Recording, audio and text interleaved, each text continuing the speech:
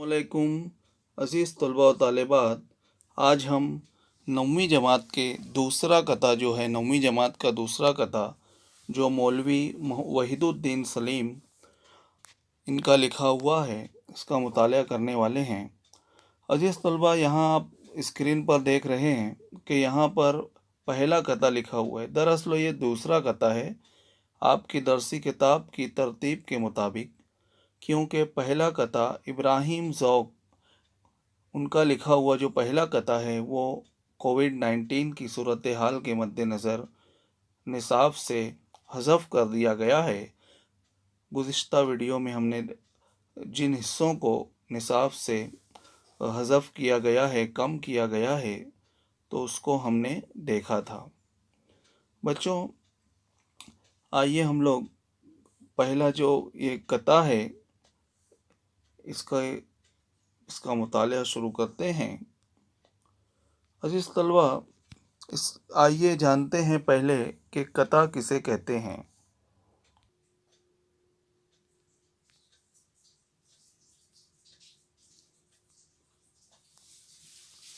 बच्चों, कता की तारीफ देखते हैं हम लोग।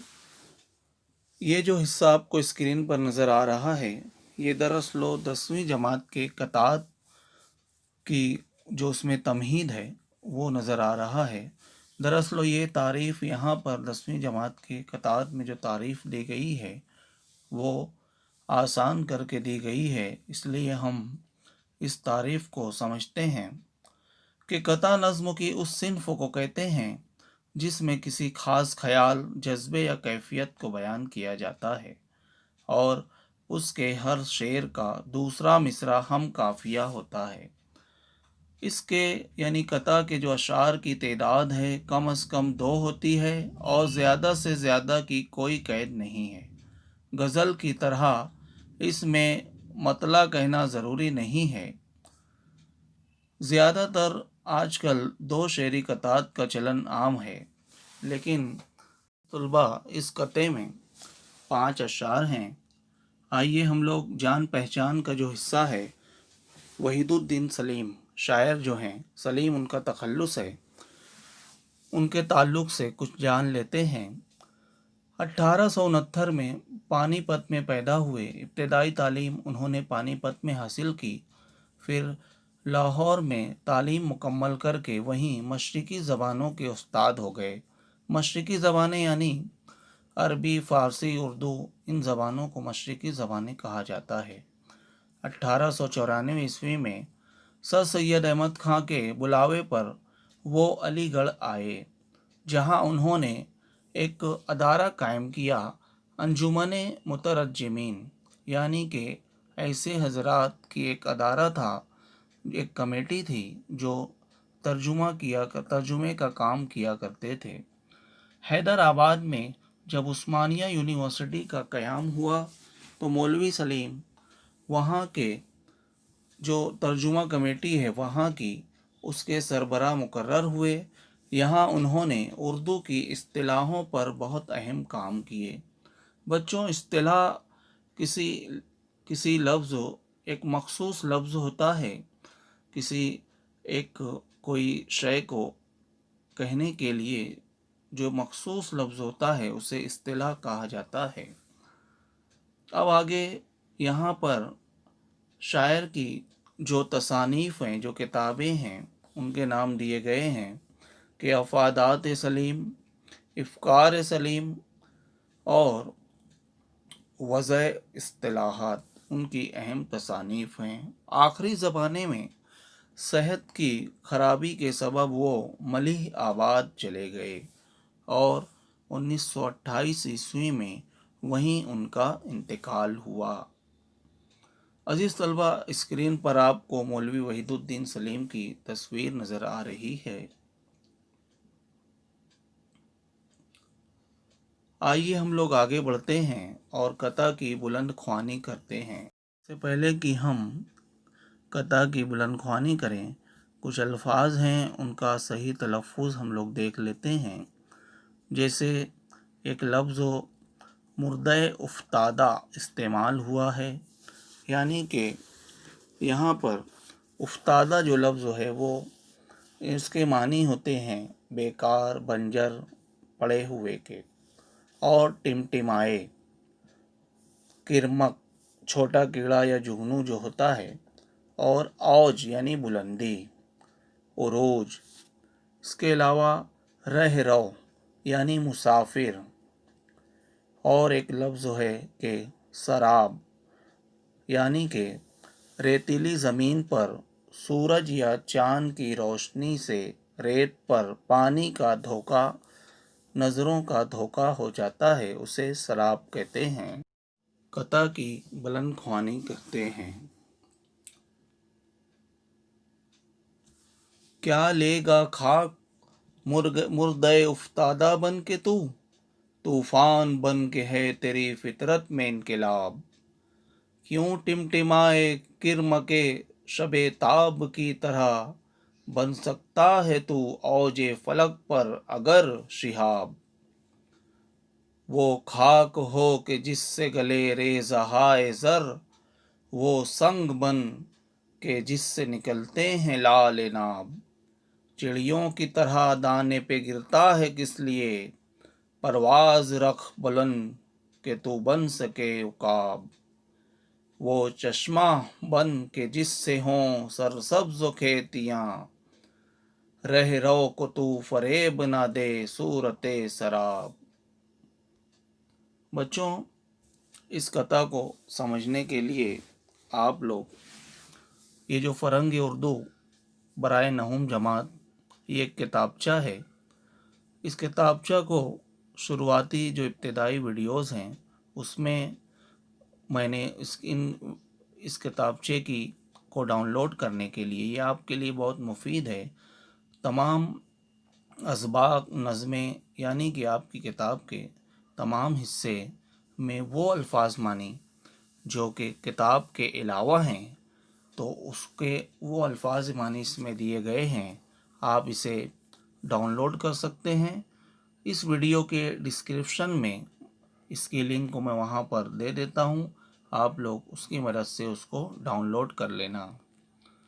بچوں، پہلا جو شعر ہے کہ کیا لے گا خاک مردے افتادہ بن کے طوفان بن کے ہے تیری فطرت میں انقلاب، اس کی تشریح دیکھتے ہیں کہ شاعر قوم کے نوجوانوں سے کہہ رہے ہیں کہ آپ اپنی صلاحیتوں کو پہچانو، آپ حرکت اور عمل کے ذریعے ایک خوشگوار تبدیلی یعنی انقلاب لا سکتے ہو، کیونکہ اللہ تعالیٰ نے تمہاری ہستی میں ایسی صلاحیت عطا کی ہے، تمہارے اندر ایسی صلاحیت عطا کی ہے کہ اپنے زندہ ہونے کا احساس اپنے اندر پیدا کیجیے۔ ایک مردہ انسان کی طرح بغیر کسی کوشش و جہد کے کوئی مقصد حاصل نہیں ہو سکتا۔ اگلا شعر دیا گیا ہے کہ کیوں ٹمٹمائے کرمکے شب تاب کی طرح، بن سکتا ہے تو اوج فلک پہ شہاب۔ اس کی تشریح دیکھتے ہیں کہ شاعر مزید کہتے ہیں، نوجوانوں کو بیدار کرنے کے لیے کہتے ہیں کہ اپنے ملک اور قوم کے لیے اے نوجوانوں ایسا کام کیجیے کہ آپ کا نام آسمان کی بلندی میں ستاروں کی طرح روشن ہو جائے، کیونکہ ستاروں کی خوبی ہی یہی ہے کہ وہ خود بھی روشن ہوتے ہیں اور دوسروں کو بھی اپنی ضوء سے یعنی اپنی روشنی سے ضیاء یعنی روشنی عطا کرتے ہیں۔ صرف وہ اپنی ذات کو فائدہ پہنچانا انسان کا مقصد زندگی نہیں ہے، جیسے جگنو راتوں میں جگمگا کر اپنی روشنی سے بس اپنی خوراک حاصل کرتے ہیں۔ اگلا شعر دیا گیا ہے بچوں کہ وہ خاک ہو کہ جس سے گلے ریزہائے زر، وہ سنگ بن کے جس سے نکلتے ہیں لعل ناب۔ اس کی تشریح اس طرح سے ہے کہ اے نوجوان، اپنی ہستی میں عاجزی، انکساری، صبر و تحمل، بہترین اخلاق پیدا کر، جیسے خاک اپنے وجود سے مسلسل تپ کر سونے کے ذرات کو پگھلا کر علیحدہ کر دیتی ہے، اور منزل کو پانے کا عزم ارادہ اس پتھر کی طرح पुख्ता हो जिससे लाल नाब निकलते हैं। अगला शेर दिया गया है कि चिड़ियों की तरह दाने पे गिरता है किस लिए, परवाज रख बुलंद के तू बन सके उकाब। शायर कौम के नौजवानों को अपने ख्वाब और तखय्युल की बुलंदी और उसअत का पैगाम दे रहे हैं, क्योंकि चिड़ियाँ आसानी से मैसर होने वाले और ज़मीन पर पड़े हुए दानों पर गुजारा और इक्तफा कर लेती हैं, वो मज़ीद जिद्दोजहद नहीं करती। लेकिन उकाब एक ऐसा शिकारी परिंदा है जो बगैर थके हुए अपना रिस्क को हासिल करने के लिए आसमान की बुलंदी में मुसलसल परवास करता है। शायर ने इन मिसालों से नौजवानों को दूर अंदेशी और बसीरत अफरोज़ी और हिकमत का दर्स दिया है, पैगाम दिया। अगला शेर दिया हुआ है कि वो चश्मा बन के जिससे हों सरसब्ज़ खेतियाँ, रह रो को तू फरेब न दे सूरते शराब। शायर कहते हैं कि जिस तरह बहते चश्मे से खेतियाँ सरसब्ज व शादाब हो जाती हैं और सैकड़ों इंसानों को अनाज मिलता है, हासिल होता है, उसी तरह ए नौजवान कौम व मिल्लत, तो अपनी ज़ात से इंसानों को फैज़ पहुँचाने वाली खूबियाँ औसाफ अपना ले और दूसरों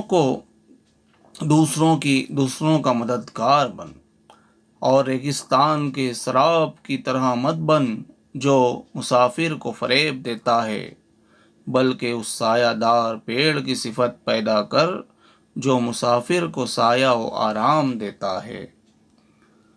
बच्चों, इस तरह हमने कता के तमाम अशार और उनकी तशरीह देखी। अब यहाँ स्क्रीन पर आप लोग देखिए, कता नंबर 2 की जो मश्क है वो यहाँ पर दिया गया है। तो अगर आप देखें तो पहला जो सवाल है कि वहीदुद्दीन सलीम के इस कता का खुलासा अपने अल्फाज में लिखिए। बच्चों, ये आपका घर काम रहेगा, बेहतरीन मौका है आपके लिए। तशरीह अभी आपने देखी, तो कता जो है इसका जो खुलासा है तो इसको आप अपने अल्फाज में अपने ब्याज़ों में दर्ज कीजिए। अगला सवाल दिया गया है कि इस कते में शब ताब, औज फलक, लाल नाब, यहाँ पर बच्चों लाल नाब जो दिया गया है, यहाँ पर लाल नाब यहाँ पर लिखा हुआ है, और सूरत शराब की तरह एक और तरकीब मौजूद है, इसे आपको तलाश करके लिखना है। तो पहले तो हम ये देखते हैं कि ये जो शब ताब, औज फलक, ये जो दो यहाँ तराकीब हैं, तो ये बच्चों ज़ेर इजाफ़त हैं, और लाल नाब जो लिखा हुआ है यहाँ पर, या लाल नाब लिखा हुआ है यहाँ पर, तो ये हमज़ा इजाफ़त की मिसाल है, ये भी एक तरकीब है, और सूरत शराब ये भी ज़ेर इजाफ़त है। अब एक और तरकीब आपसे पूछी जा रही है, तो अगर हम पहले ही मिसरे में देखें तो मुर्दा उफ्तादा, ये हमज़ा इजाफ़त की तरकीब दी गई है। इब्तिदाई जमातों में आपने इसको पढ़ा है। अब आगे बच्चों, कता तो हमने पढ़ लिया। अब ये जो कता है तो आपके 80 मास के सवालिया पर्चे में ये कहाँ पर पूछा जाए, सवालिया पर्चे के कौन से हिस्से में कता से सवालात पूछे जाएंगे वो हमें देखना है। तो बच्चों, आपका जो 80 मार्क्स का पर्चा रहेगा उसमें सवाल नंबर 2 का जो जीम रहेगा, सवाल नंबर 2 हिस्सा नज़्म होता है, उसमें अलिफ में आपको नज़्म से इक़्तिबास दिया जाएगा और सरगर्मियाँ आपको हल करनी है, और बे में आपको गज़ल दी जाएगी और उससे आपको सरगर्मियाँ मुकम्मल करनी है, और जीम जो रहेगा तो उसमें आपको रुबाई या कता दोनों में से कोई एक शेरी इक़्तिबास दिया जाएगा। और यहाँ स्क्रीन पर आप देख रहे हैं, एक मारूज़ी सरगर्मी और एक मौज़ूई सरगर्मी जो ज़ाती राय पर भी मुश्तमिल रहेगी, तो वो आपको पूछी जाएगी। यानी कता और रुबाई कुल 4 नंबरात के लिए पूछा जाएगा। पहली मारूज़ी सरगर्मी جس میں آپ کو جیسے یہاں پر بتایا گیا ہے 2 نمبرات کے لیے، اور دوسری سرگرمی جو رہے گی جہاں آپ کو سوال کا جواب لکھنا ہے تو یہ بھی 2 نمبرات کے لیے رہے گی۔ اس طرح 4 نمبرات پر مشتمل سوال نمبر 2 کا جیم رہے گا۔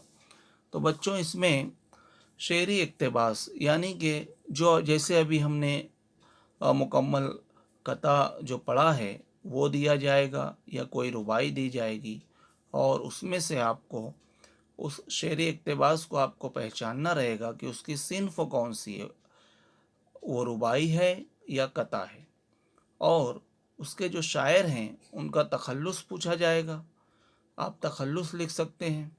اور اس کے علاوہ یہاں پر آپ دیکھ رہے ہیں کہ صنف دراصل یہاں 2 مرتبہ جو صنف لکھا ہوا ہے، میں آپ کو یہاں اسکرین پر دکھاتا ہوں۔ یہ جو صنف ہے یہاں پر آپ کو قافیے پوچھے جا سکتے ہیں کہ شعری اقتباس سے 2 قافیے لکھیے۔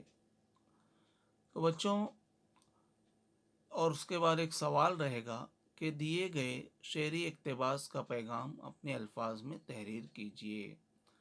اس یہاں جو مشق کے لیے آپ کو بتایا گیا ہے اسے بھی آپ اپنے بیازوں میں ضرور درج کیجیے۔